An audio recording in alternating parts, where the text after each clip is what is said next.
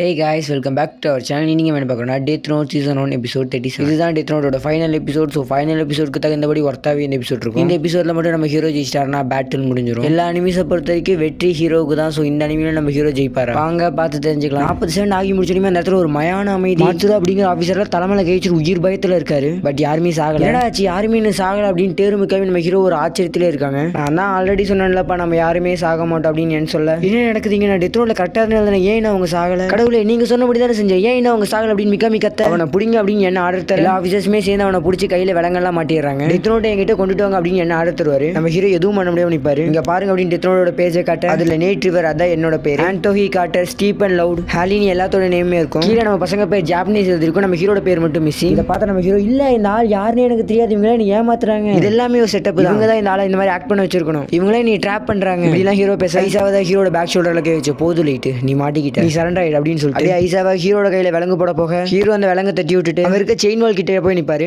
இப்பயும் நான் கீழே இல்ல அப்படின்னு தான் ஹீரோ சொல்லுவாரு. ஹீரோட மைண்டுக்குள்ள ஏன் இந்த டெத் நோட் ஒர்க் பண்ணல, இந்த மிக்கமே எனக்கு துரோகம் பண்ணிட்டான் அப்படின்னு யோசிச்சுட்டு இருப்பாரு. அப்ப N L light Yagami Keera நீ தோத்துட்ட, நீ ஏன் இந்த டெத் நோட் ஒர்க் ஆகுதுன்னு யோசிச்சுட்டு இருக்க. இத்தனை நாளா நாங்க டெத் நோட்டோட பேஜஸ் தான் மாத்தி வச்சுட்டு இருந்தோம், இன்னைக்கு நாங்க மாத்தி வச்சது டெத் நோட். அப்போ ஒரிஜினல் டெத் நோட் யார்கிட்ட இருக்கு தெரியுமா? என்கிட்ட தான் இருக்கு அப்படின்னு சட்டைக்குள்ள இருந்து நியர் டெத் நோட் எடுத்து காட்டுவாரு. டெத் நோட் மாதிரி ஒரு அச்சு அசல் டெத் நோட்டை நியர் கிரியேட் பண்ணியிருப்பாரு. நாங்க எல்லாருமே டெத் நோட்டை தொட்டுட்டு எங்க எல்லாத்தோட கண்ணுக்குமே ஷினிகாமி தெரியுது அப்படின்னு நியர் சொல்லுவாரு. ஹாய் என்னோட பேரு நியர் அப்படின்னு சொல்லுவாரு.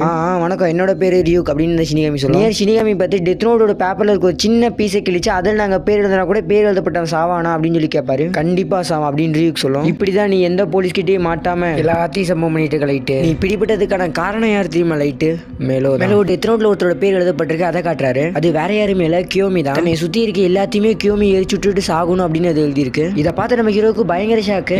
இது நான் என்ன பீஸா பேப்பர்ல எழுதணும், அதே இதுல டெத் நோட்ல எழுதி வச்சிருக்காங்க அப்படின்னு. அப்ப மிகாமி கடவுளே இது எழுதுறது நான் தான் அப்படின்னு சொல்லுவான். இல்ல கடவுளே உங்களை தான் எல்லாருமே கண்காணிக்கிறாங்கன்னு சொன்னீங்களா, அதனால தான் நான் இந்த வேலையை செஞ்சு அப்படின்னு மிகாமி சொல்லுவான். முட்டா பயிலே நான் உங்ககிட்ட என்ன சொல்லியிருக்கேன், அதிக பிரசங்கித்தனமா எதுவுமே பண்ணாத, நான் என்ன சொல்றேனோ அதை மட்டும் பண்ணுவோம், சுய சிந்தனையெல்லாம் பண்ணாத அப்படின்னு சொல்லியிருக்கேன் அப்படின்னு நினைப்பாரு. என்ன ஃபாலோ பண்ற அந்த கியோனி ஆஃபீஸர் அப்பதான் சொல்லுவான். எப்பயுமே பஞ்சுவாலிட்டி ஸ்கெடியூலே கரெக்டா ஃபாலோ பண்ற மிகாமி. கியோமி செத்த போது மட்டும் அவசர அவசரமா பேங்க்குக்கு போயிருப்பான். வாரத்தில் எப்பயுமே 2 தடவை போறான், எதுக்காக 3ஆவது தடவை போயிருக்கா அப்படின்னு சொல்லி பேங்க்ல போய் செக் பண்ணும்போது தெரிஞ்சது பேங்கோட லாக்கர் கூட தான் அவன் ஒரிஜினல் டெத் நோட்டை வச்சுட்டு இருந்திருக்கான். மெலோ மட்டும் கியோமி கிட்னாப் பண்ணாம இருந்தானே இன்னைக்கு நீ போட்ட பிளான் படி நாங்கள் செத்து போயிருப்போம். அப்போ இதுக்கான கிரெடிட்ஸ் மெலோவுக்கும் போய் சேரும். நானும் மெலோவும் எல்லாம் டிஃபீட் பண்ணலான்னு பலமுறை ட்ரை பண்ணுவோம், பட் எங்களால் டிஃபீட் பண்ண முடியாது. இதுவே நாங்கள் ஒரு ஒன்னா சேர்ந்து பேட்டில் பண்ணா டெஃபினெட்லி எல்லாம் தோக்கடிச்சிருவோம். ஏன்னா நாங்கள் 2 பேருமே எல்லை விட இன்டெலிஜென்ட், அதாவது 2 பேருமே சேர்ந்தா எல்லை விட இன்டெலிஜென்ட். நீ மாட்டிக்கிட்ட Keera, you are under arrest. இது வரைக்கும் தான் ஈவில் வெர்ஷனை தனக்குள்ளேயே அடக்கி வச்சிருந்த ஹீரோ ஒரு சிரிப்பை சிரிச்சிட்டு எஸ் நான் தான் கீரா அப்படின்னு சொல்லுவாரு. இதை பார்த்து அத்தனை பேருமே யமனையே நேரில் பார்த்த மாதிரி பயத்தில் நிற்பாங்க.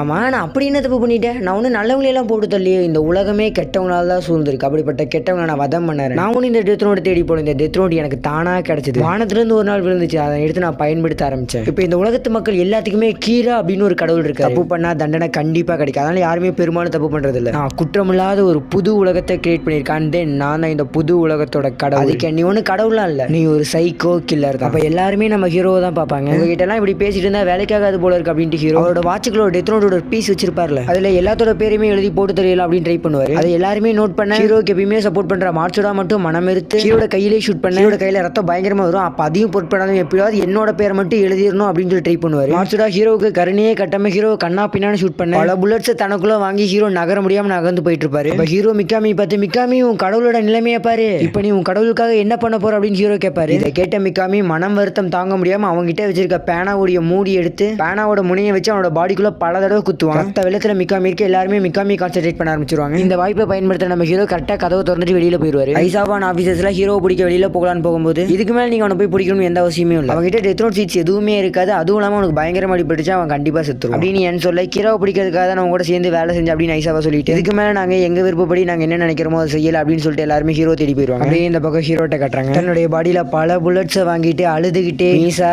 நீ எங்க இருக்க அப்படின்ட்டு ஹீரோ போறாரு. ஐயோ இப்ப நான் என்ன பண்ண போறேனே தெரியலையே அப்படின்னு ஹீரோ மனசுல நினைச்சிட்டு இருக்கேன். அப்ப ரியூக்கோட வாய்ஸ் லைட் யாக நான் உன்னை முதல் முறை மீட் பண்ணும் போதே சொன்னேன்ல உன் முடிவை நான் டெத் நோட்ல எழுதுவேன். இது உன்னோட முடிவு மட்டும் இல்ல டெத் நோட்டை தர ஒவ்வொருத்தரோட கடைசி முடிவு இதாக தான் இருக்கும். இத்தனை நாள் டெத் நோட் வச்சு எனக்கு பலதை இன்ட்ரெஸ்டிங்கா செஞ்சு காட்டினேன். உன்னை தூக்கி ஜெயில போட்டா என்னைக்கு நீ சாகிறது உன் சரித்திரத்துக்கு நான் இன்னைக்கு ஒரு சாவத்தேன். By by light. லைட்டோட பேரை டெத் நோட்ல எழுதுது. எல்லாம் முடிஞ்சு சோர்ந்து போய் ஹீரோ ஒரு படிக்கட்டுல படுத்துறாரு. ஹீரோட கண்ணுக்கு எல் தெரிய அப்படியே கண்ணை மூடி இறந்து போறாரு. ஹீரோ இறந்து போறது ஹீரோ மட்டும் இல்ல கீராவும். இந்த பக்கம் ஹீரோயின் கட்டுறாங்க. எல்லாமே ஹீரோ தான் அப்படின்னு நினைச்சிட்டு இருந்த ஹீரோயினுக்கு கடைசியில ஹீரோவே இல்லைன்னு ஆயிடுச்சு. இதுக்கப்புறம் வந்து நாம மட்டும் என்ன பண்ண போறோம் அப்படின்னு முடிவெடுத்த ஹீரோயின் மரணத்தை நோக்கி போறாங்க. தட் மீன்ஸ் ஹீரோயின் சூசைட் பண்ண போறாங்க. ஒரு உயரமான பில்டிங்ல இருந்து இந்த உலகத்தை பார்த்துக்கிட்டு இருக்குது. அப்படியே இரவு பொழுதுல ஒரு அரை நிலவை காட்டி இதோட இந்த டெத் நோட் சீரிஸை முடிக்கிறாங்க. Okay guys, death note series எப்படி இருந்துச்சு அதுக்கு உங்களோட ரேட்டிங் என்ன அப்படின்னு கமெண்ட்ல சொல்லிட்டு போங்க. டெத் நோட்டோட ஸ்டார்டிங்ல ஹீரோ ரீக் பேசும்போது ரீக் ஹீரோ கிட்ட ஒரு ஷினிகாமியோட உயிர் இன்னொரு ஷினிகாமியோட கையால தான் போகும் அப்படின்னு சொல்லியிருக்கும். ஆக்சுவலா அப்படி ஒரு வார்த்தை அனிமி சீரிஸ்லேயே இல்லை. நம்ம சப்ஸ்கிரைபர்ஸ்க்காக நான் கூட்ட ஒரு கொஸ்டின் தான். நம்ம ஹீரோ எப்படி டெத் நோட்ல பல பேரை கொள்ள ஆரம்பிச்சோன்னே தன்னைவே ஒரு ஷினிகாமி கடவுள் அதாவது ஒரு மரண கடவுளை எண்ணி இருப்பாரு. அப்படிப்பட்ட நம்ம ஹீரோட உயிர் இன்னொரு ஷினிகாமியோட தான் போகும் அப்படின்னு உங்களுக்கு இன்டெரக்டா சொல்லியிருப்பேன். இதுல எத்தனை பேர் கண்டுபிடிச்சிங்க அப்படின்னு கமெண்ட்ல சொல்லிட்டு போங்க. ஓகே கைஸ், இந்த வீடியோ பிடிச்சிருந்துச்சுன்னா லைக் ஷேர் கமெண்ட் பண்ணுங்க. மறக்காம நம்ம சேனலை சப்ஸ்கிரைப் பண்ணிருங்க. உங்களிடமிருந்து விடைபெறுவது உங்கள் unique Tamil explanation. Bye bye guys.